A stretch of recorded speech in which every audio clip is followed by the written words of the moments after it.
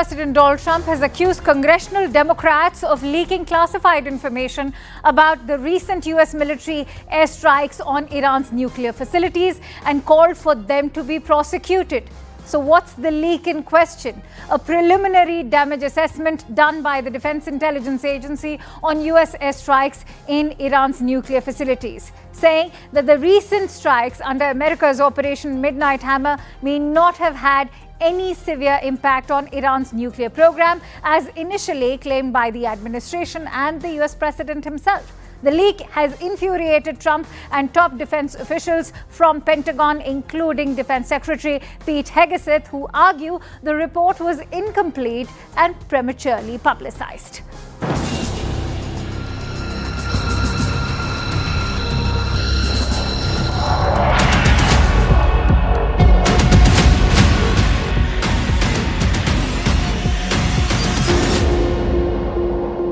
Take a look at the ground above. Don't forget, the flame is all underground. But everything above, if you look at the before and the after picture, everything above is burned black. The trees, everything. There's one building, but that's a building that sunk substantially into the granite, so that, you know, the fire goes right over it. It was, I believe it was total obliteration. US airstrikes on 22nd June did not destroy Iran's nuclear sites. That's not us making the claim, but an early assessment by US intelligence. One that's in sharp contradiction with its own president, Donald Trump. Now remember, ever since the US airstrikes of last week, Donald Trump has firmly maintained A, that Iran's nuclear capabilities are now completely obliterated by the US attack, and B, Iran is not going to have a nuclear weapon. So is there any credence to the US president's claims? Here's a battle damage assessment done by the Defense Intelligence Agency, which, for your information, is the intel arm of the Pentagon. It says that Iran's stockpile of enriched uranium was not destroyed. It also says that Iran's centrifuges are largely intact. The US intelligence assessed that enriched uranium was moved out of the sites prior to the US strikes. That's 400 kilograms of uranium stockpile, which means it's enough to build up to 10 nuclear weapons. Don't forget, the satellite images showed 16 trucks lined up outside the Fordo nuclear site just days before the US carried out its airstrikes, adding to the speculation that Tehran may have moved its uranium stockpiles before the attacks.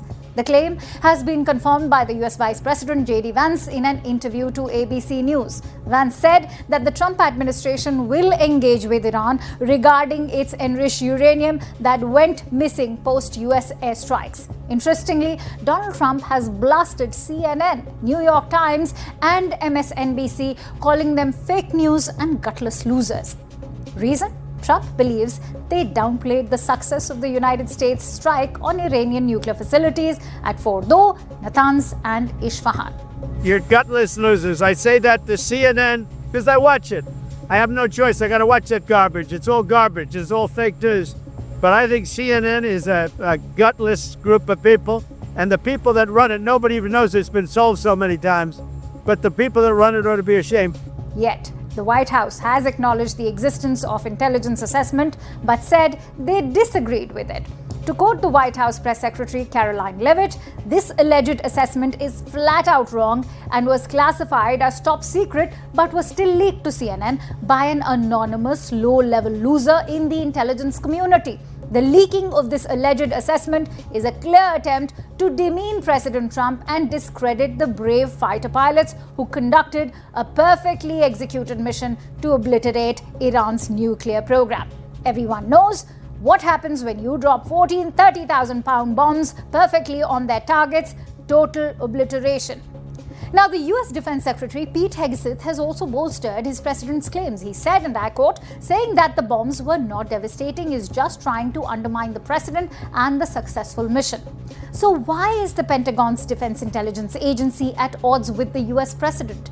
We don't know. But what we do know is that the damage analysis of the sites is ongoing. In fact, it could even change as more intelligence becomes available. Do note, the UN's nuclear watchdog, the IAEA's verification was suspended after June 13, meaning they had no access or updates on the uranium's location.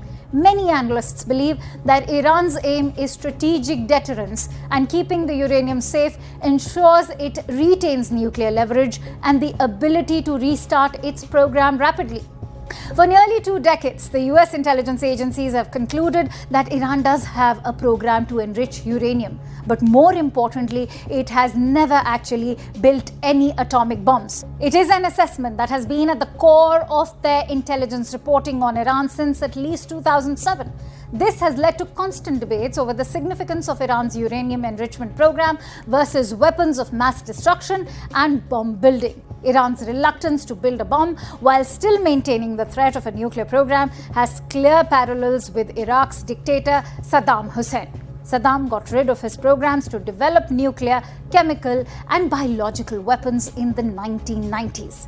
This was after the First Gulf War. But Hussein never divulged the end of his programs to the United States or the United Nations. As a result, the George W. Bush administration justified the 2003 invasion of Iraq, a decision that's regretted largely by the US lawmakers and American population till date. Fast forward to 2025, and the question remains, is history repeating itself? Why do we say so? Because much like Iraq, Iran too has signaled that it has not abandoned nuclear ambitions. So much so, Iranian officials have stated that enriched material, scientific knowledge, and the country's political will remain untouched.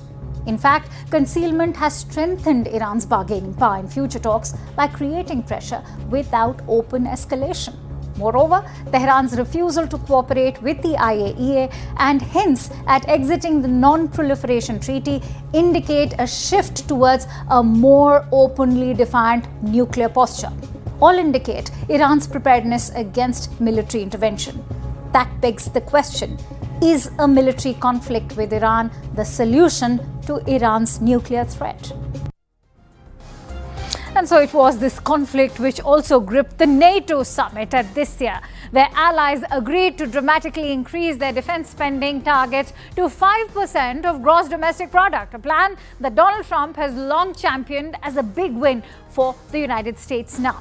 Donald Trump hailed the new agreement, known as the Hague Defense Commitment, as a historic milestone. Something, he said, no one really thought was even possible. In fact, Spain's Prime Minister Pedro Sanchez has walked away from this week's NATO summit with an opt-out from spending more on defense. He also left with fresh threats of tariffs from US President Donald Trump. During the news conference at the summit, Trump said that the intel assessment reports demeaned the pilots, including those flying B-2 bombers who took part in the military operation during the airstrikes on Iran's nuclear facilities. On meeting the Ukrainian President Zelensky on the sidelines, President Trump said, and let me quote, "It was very nice actually. We had a little rough times. He couldn't have been nicer." Network 18 decimates Times Internet with over 6 times more unique users on social media. Network 18, the undisputed leader of news networks, way ahead of the times.